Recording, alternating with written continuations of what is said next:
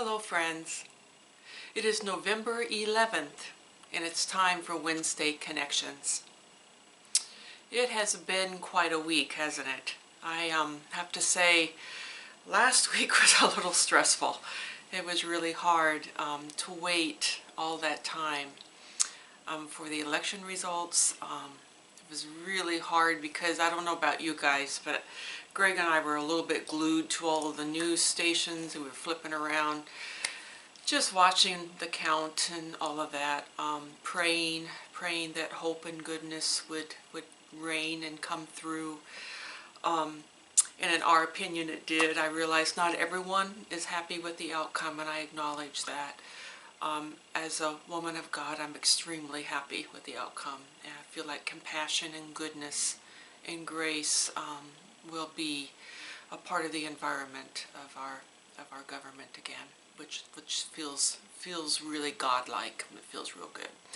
So after saying all of that, there's a lot of hope. You know, as hard as all this time has been for us, you know, we've been apart from one another with COVID, worried about each other, also with racism, the institutional racism and the horrible things we've seen happen with that. Just breaks our hearts, especially those of us who have very tender hearts that feel a lot. It's really hard to see all of that. You know, and then to see economic breakdown, seeing people losing their jobs. I hear that a lot. I hear from congregants who are really struggling financially right now, and so that's a real great concern as well.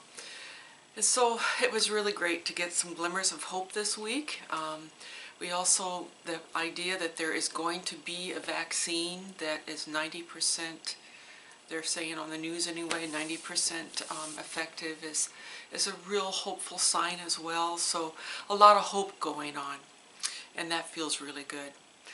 What that drew me to, though, is one of my favorite Psalms. I think I've shared this book with you before. It's called Psalms for Praying, and it is by Nancy Merrill.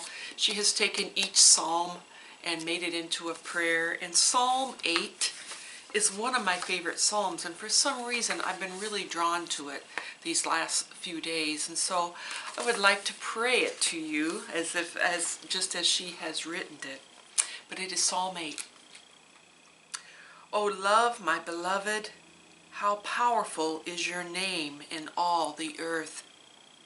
You whose glory is sung in heaven by the angels and saints, who with the innocence and spontaneity of a child confound those who are mighty and proud. You quiet the unloving and fearful. When I look up at the heavens, at the work of love's creation, at the infinite variety of your plan, what is woman that you rejoice in her, and man that you do delight in him? You have made us in your image. You fill us with your love. You have made us co-creators of the earth, guardians of the planet, to care for all your creatures, to tend the land, the sea, and the air we breathe. All that you have made, you have placed in our hands. O love, my beloved, how powerful is your name in all the earth.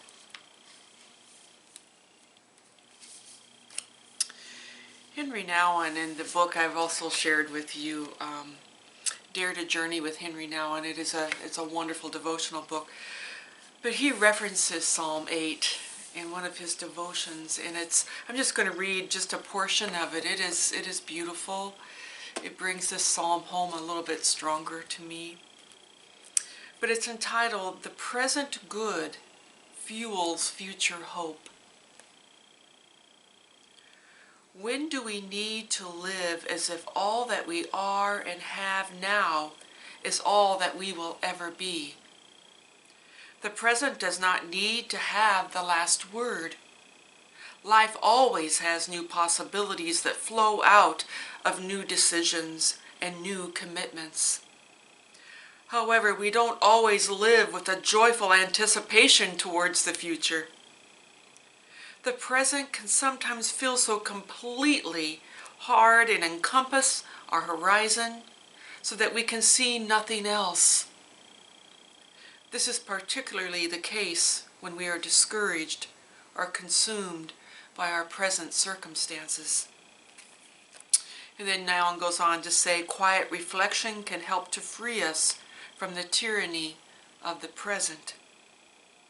Nevertheless, in our desire for new possibilities and a hope for a better future, we cannot reject completely the present time. We cannot despise or treat lightly what we have now. We cannot reach for the future if we're not able to celebrate the goodness that is in the present moment. No one has a hopeful future if the present cannot be affirmed.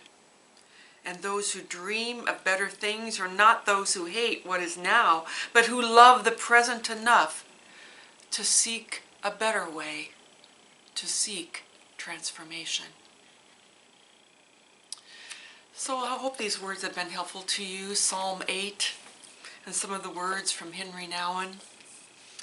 And I want to close our time by embracing the hope, the glimmers of hope, the feelings of hope that we have had this week, taking it from our United Methodist hymnal once again. And I'd like us to sing together page number 707, Hymn of Promise.